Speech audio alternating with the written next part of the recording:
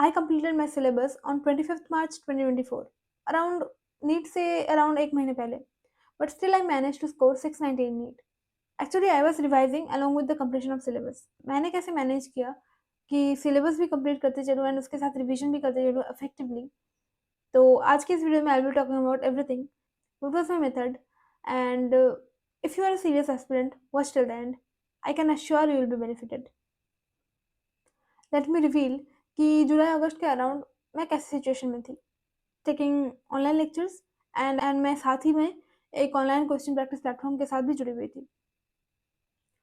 तो एक्चुअली क्या हुआ था कि मेरे अराउंड 40 से 50% नोट्स तो पुराने साल बने हुए थे, मतलब पिछले साल के नोट्स बने थे मेरे पास, बट मुझे कुछ भी याद नहीं था बिकॉज मैंने लास्ट टाइम कुछ भी रिवाइज नहीं किया था। तो मुझे लेक्चर्स देखने पड़ रहे थे, नोट साइड में खुला हुआ रहता था कि नोट्स मेरे बने हुए थे, उसको मैं 1.75x पे देखती थी ताकि मुझे चीज़ें मतलब याद आ जाए, समझ में आ जाए। एंड जो चैप्टर्स मेरे नहीं हुए थे, जिनके नोट्स मुझे बनाने थे, मोस्टली उसको मैं 1.5x पे देखती थी। एंड टॉकिंग अबाउट टेस्ट, तो मैं सेल्फ जनरेटेड टेस्ट देती थी, मतलब कि आफ्टर 2 वीक्स टेस्ट देना है। एंड मैंने डिसाइड किया है कि चलो मुझे मतलब कि 10 चैप्टर्स का टेस्ट देना है। तो उसमें आई यूज़ टू मेक श्योर कि देखो भाई, 6 चैप्टर्स नए हो लेकिन 4 चैप्टर्स पुराना होना चाहिए। ऐसा नहीं होना चाहिए तुम पूरा जो भी पढ़ रहे हो उसको ही टेस्ट दे रहे हो एंड जो पुराना पढ़ लिया है तुमने उसका टेस्ट तुम नहीं दे रहे हो। ऐसे करोगे तो you will forget the things. तो यहाँ से शुरू होता है रिविजन का pattern.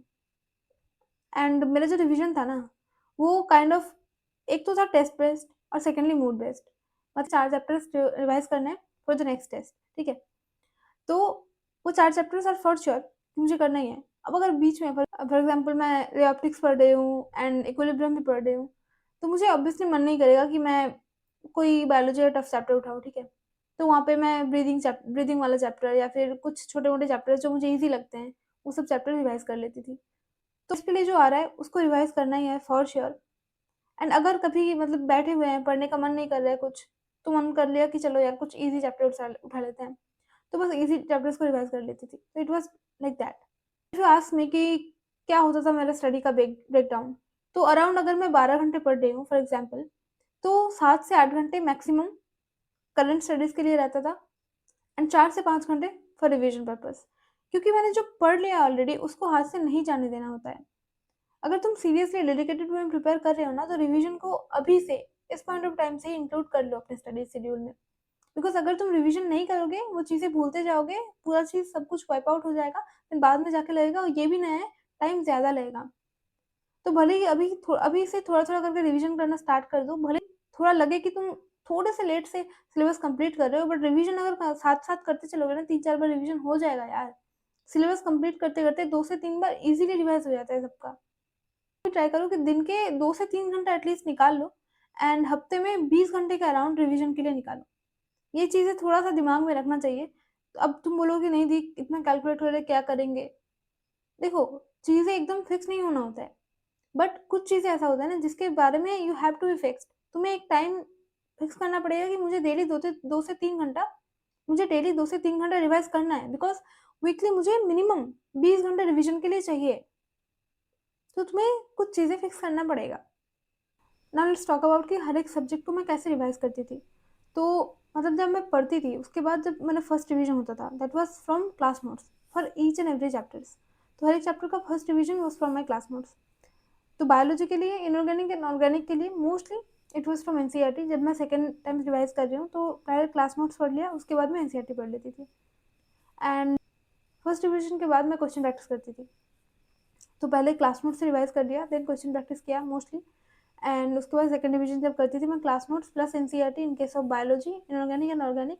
Physics and physical chemistry के लिए जब मैं रिवाइज करती थी तो क्लास नोट्स रिवाइज करती थी। एंड देन सेकंड टाइम पे जब जब मैं रिवाइज कर रही हूँ सेकंड टाइम, तो क्लास नोट्स तो रिवाइज किया, उसके बाद मैं बुक मार्क क्वेश्चन, मतलब जो भी मेरे से नहीं बन रहे थे या फिर मुझे थोड़ा लगा कि नहीं हार्ड है, तो उसको मैं पहले बुक मार्क करके रख देती थी। सेकेंड टाइम मैं उसको रिवाइज करती थी। Third time revision was mostly by the test. उसके लिए भी मैं फिजिक्स फिजिकल केमिस्ट्री के लिए शॉर्ट नोट्स जो बनाती थी मैं उसको रिवाइज कर लेती थी। बेसिकली ये जो सेल्फ जनरेटेड टेस्ट बेस्ड जो रिविजन था ना, that help me a lot. Description में मैंने एक ऐप का लिंक दिया हुआ है, go and check it out, उसे इंस्टॉल करो। एंड उसका एक स्ट्रॉन्ग फीचर है कि तुम सेल्फ जनरेटेड टेस्ट वहाँ पे जनरेट करके दे सकते हो अपने अकॉर्डिंग। जो भी चैप्टर्स देना है तुम्हें, अपने स्ट्रॉन्ग चैप्टर्स, वीक चैप्टर्स, जिसके अकॉर्डिंग तुम्हें टेस्ट देना है, you can give it. And I can assure revision में बहुत हेल्प करता है ये फीचर। तुम्हारा कोई चैप्टर कंप्लीट हो गया है तो तुम यहाँ पे जाओ मेमोनी टैब पे, वहाँ पे तुम चैप्टर वाइज टेस्ट भी दे सकते हो। तुम्हारा पूरा यूनिट हो गया है, नो वरीज, तुम पूरा यूनिट वाइज टेस्ट भी दे सकते हो। तो टेस्टिंग के लिए तुम्हें कहीं और भटकना पड़ेगा ही नहीं। जैसे चाहे जिस चैप्टर का, कोई यूनिट का, किसी एक पार्ट का, you can write test properly. जब रिवीजन की बात हो ही रही है तो कैसे एआई बेस्ड रिवीजन टेक्निक को हम भूल सकते हैं। मेमोनिट का साइंटिफिक रिवीजन सिस्टम सब हैंडल करता है। इंडिया के पहला ऐप जो AI based 7 time revision strategy देता है, वो भी scientifically designed based on the forgetting curve. तुम बस प्रैक्टिस करो, ये ऐप खुद बता देगा कि तुम्हें कब क्या रिवाइज करना है। तो टेस्टिंग का फायदा तभी मिलेगा जब वो मॉक रियल नीट लेवल का होगा। मेमोनीट का Brahmastra test series is exactly like NEET. Test दिया, ओएमआर अपलोड करो, within 30 seconds score card मिल जाएगा, पीडीएफ मिल जाएगा डिटेल्ड सोल्यूशन का, परफॉर्मेंस का। एंड अलॉन्ग विद इट जो मुझे सबसे अच्छा लगा इस पार्ट का, that is AI based weakness analysis. मतलब तुम्हें खुद दिमाग नहीं लगाना कि भाई कहाँ पे मेरा वही एरिया है, कहाँ पे क्या है। तुम बस ओएमआर अपलोड करो and everything will be updated. One more thing मैं क्लियरली कहना चाहूँगी कि इस टाइम पे मतलब जुलाई अगस्त में मैं जैसे रिवाइज कर रही थी ना, एंड अप्रैल मई में मैं जैसे रिवाइज कर रही थी, दे वर कम्प्लीटली डिफरेंट। इस टाइम पे थोड़ा था कि टारगेटेड रिविजन करो एंड दिन के 2-3 घंटे निकालो, मैक्सिमम 4 घंटे निकल पाते थे। But that time it was extensively बस ओनली एंड ओनली रिविजन पे फोकस थी। तो आई थिंक इस टाइम पे मैं कैसे रिवाइज करती थी, यू गॉट एन आइडिया। तो अगर मैं समअप करना चाहूँ कि कौन से पॉइंट्स ऐसे हैं जो जो बिल्कुल दिमाग में रखना पड़ेगा, दैट इज़ अभी से 2-3 घंटे एटलीस्ट निकालो रिवीजन के लिए। पहले अपने क्लास नोट्स को रिवाइज करो, देन एनसीईआरटी पे शिफ्ट करो। एंड जो भी क्वेश्चन तुमसे नहीं बन रहे, थोड़ा टफ लग रहा है या फिर न्यू कॉन्सेप्ट लग रहे हैं, उसको बुक मार्क करके रखो या फिर स्टार मार्क करो, कुछ भी करो, उसको डिफरेंशिएट करके रखो एंड बाद में उसको फिर से रिवाइज करो।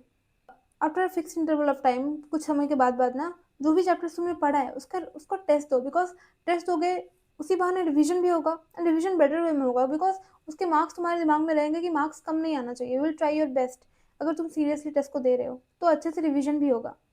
और हाँ, सबसे बड़ी बात, जो भी टाइम वेस्टिंग हैबिट्स है ना, उसको कट डाउन करो। हाँ, आई नो दैट ये थोड़ा चैलेंजिंग है। हाँ, और हाँ, मैं जिस ऐप के बारे में बता रही थी, उसमें कुछ फीचर्स अभी पूरा बिल्कुल फ्री है। 2 सब टॉपिक्स के क्वेश्चन फ्री हैं। ब्रह्मास्त्र टेस्ट सीरीज का एक पेपर बिल्कुल फ्री होगा। 10 कस्टमाइज टेस्ट है फ्री। मतलब अभी जाके तुम एटलीस्ट डाउनलोड तो कर लो और वो 10 टेस्ट दे डालो।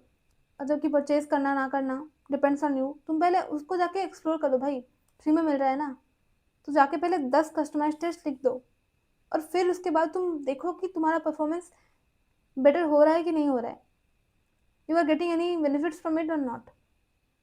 लिंक डिस्क्रिप्शन में दिया गया है। फीचर अभी के लिए है जो मैं बोलना चाहूँगी, दैट इज़ सीक्रेट 700 क्लब। तुम्हें अच्छा लगा नहीं बेनिफिट होगा, तो तुमने प्लान अगर परचेज किया तो मेमोनेट का जो एकेडमिक हेड है वो तुम्हें खुद कॉल करेगा। एंड अगर तुम शॉर्ट लिस्टेड हो गए इस क्लब के लिए, then getting personal planner till NEET 2026। Everyday planner, पूरा दिन पे प्लान कि कैसे क्या पढ़ना है तुम्हें। जो डेडिकेटेड टीम है, they will plan it for you. कैसे बैकलॉग क्लियर करना है, पूरा गाइड मिलेगा। एंड 5 स्टूडेंट्स के स्मॉल ग्रुप्स बनेंगे जहाँ पे डाउट क्लियरेंस होगा, डिस्कशन होगा। It will be great. And मैंने एक जगह पे तुम्हें सब कुछ समअप कर दिया था कि कैसे क्या करना है, कैसे अप्रोच करना है रिवीजन को।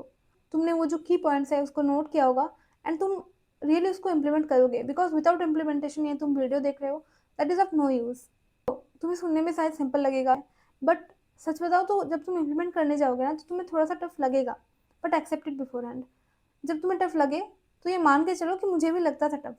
जो भी ये चीज़ को करता है उसे टफ लगता ही होगा। Because along with completing the syllabus ना, रिविजन करना सच में टफ और चैलेंजिंग होता है। अगर नहीं होता तो सब कर लेते, लेकिन अगर तुम इसको कर गए ना तो result, correction, better result guaranteed है।